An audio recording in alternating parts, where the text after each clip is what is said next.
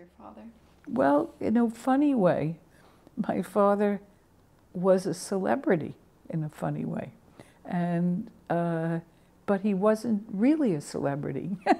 So he never made it to celebrity status, but he was almost a celebrity. So that made a difference, because when I went around, that was the other thing. They didn't, because here I was, late in life child, and the Mazinka, and they didn't know about babysitters. There was no such thing as a babysitter.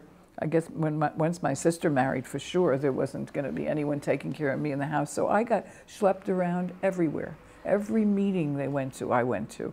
Every occasion, I mean, things that had absolutely bored me to death, totally bored me.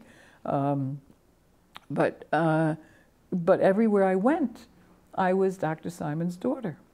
And so that was something. Even in Beiberg, it was a little something, not as much, because there were other celebrities in Beiberg too, so I didn't have that. I wasn't that unique there.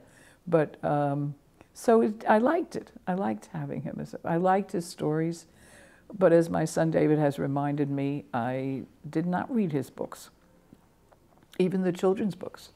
I was very rebellious. I mean, my father was a big figure, and it was very hard to always, you know, I was meek, and yet somehow I managed, even with my meekness, to make sure that he knew that he couldn't push me around. I